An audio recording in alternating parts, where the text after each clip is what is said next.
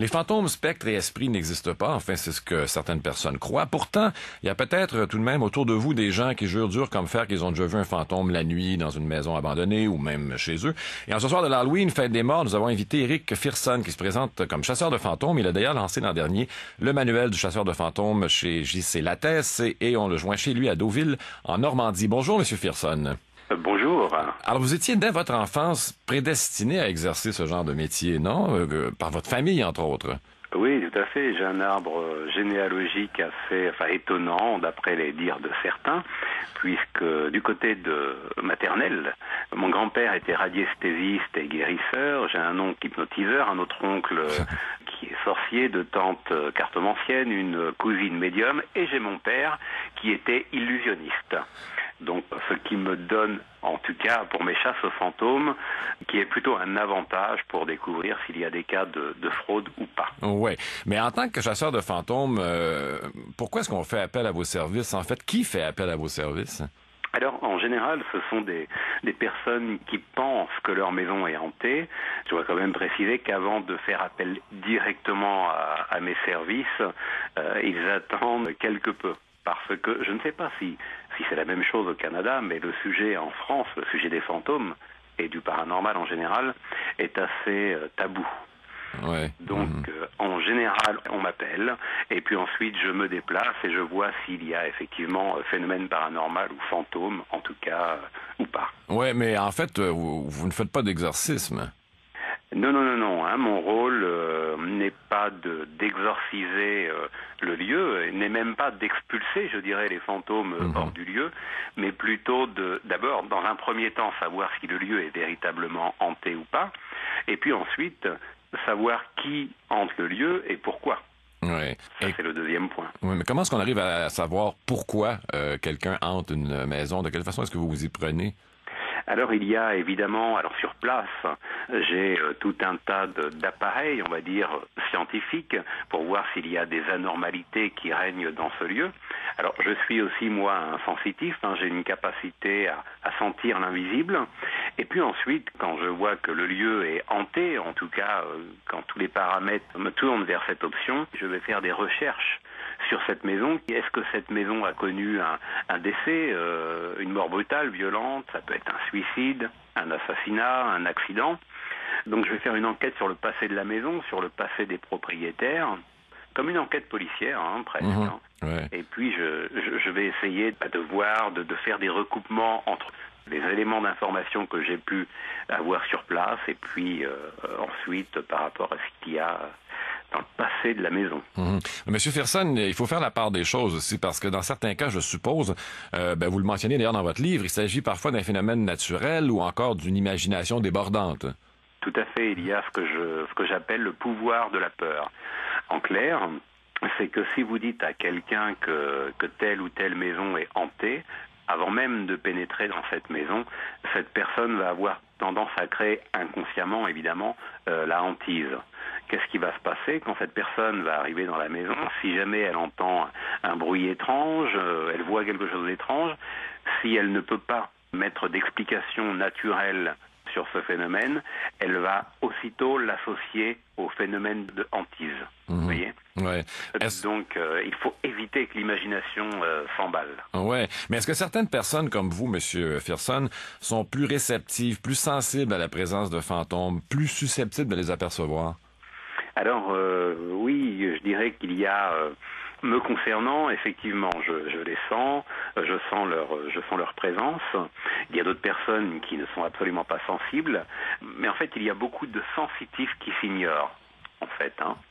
J'ai, moi, l'occasion de rencontrer des tas de personnes qui viennent me voir, bien souvent seules, pour me dire qu'elles ont vécu des choses assez surprenantes qu'elles ne parviennent pas à s'expliquer, ou qu'elles ont vu des fantômes alors qu'à la base, elles ne sont pas portées vers cet univers. En fait, ce sont des personnes sensitives et elles l'ignorent.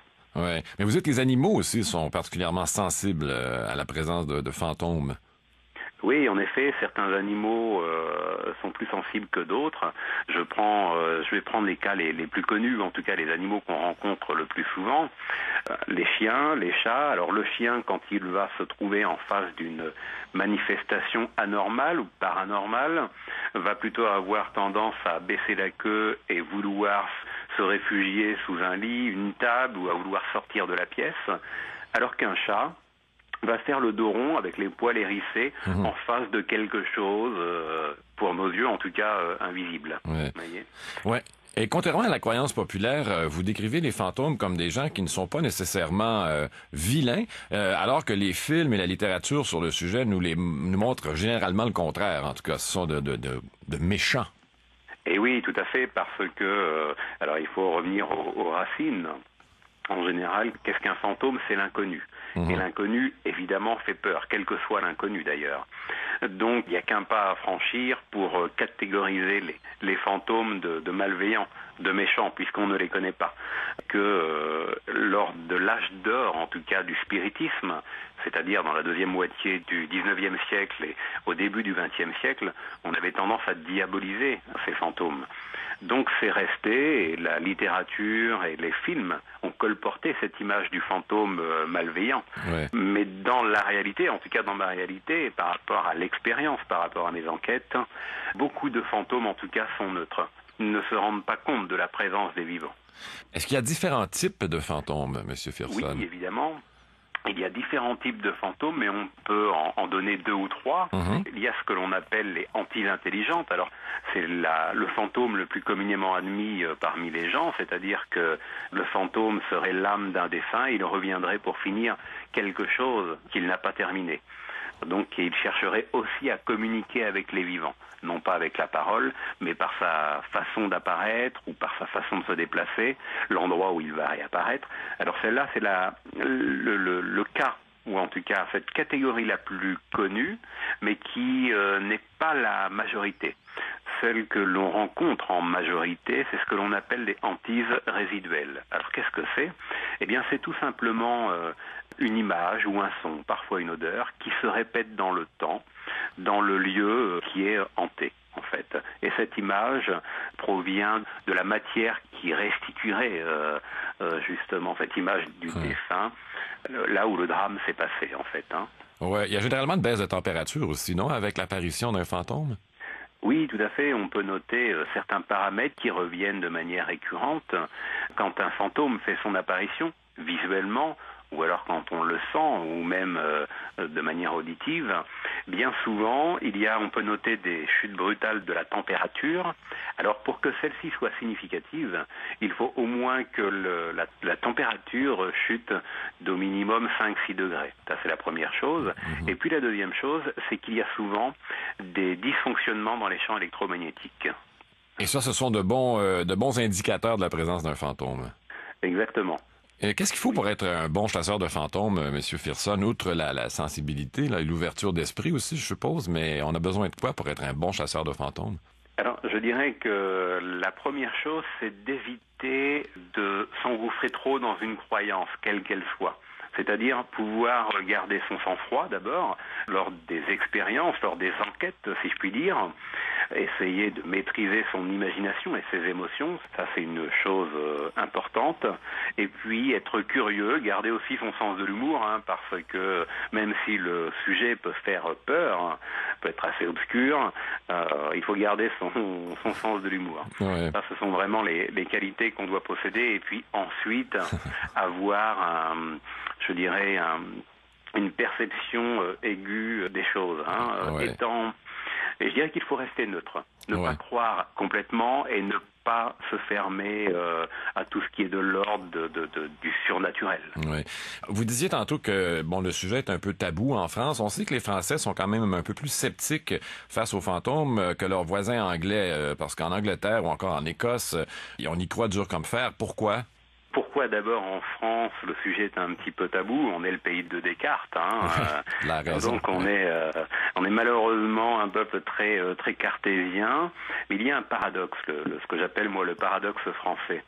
C'est-à-dire que le français, s'il va préciser qu'il ne croit pas aux fantômes ou tout ce qui est de l'ordre du surnaturel, je parle bien en public ou en tout cas autour, assez proche, il en va autrement quand il est seul.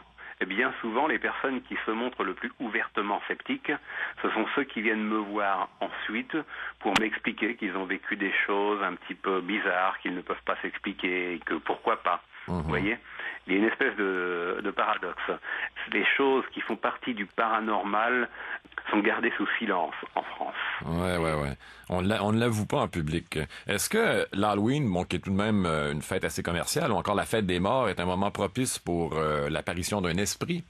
Oui, alors si on s'en réfère à la tradition, la nuit de l'Halloween est la nuit où la frontière entre le monde des vivants et le monde des morts est la plus fine et qu'il y aurait des ouvertures qui permettraient aux esprits de pénétrer dans notre réalité, dans notre monde.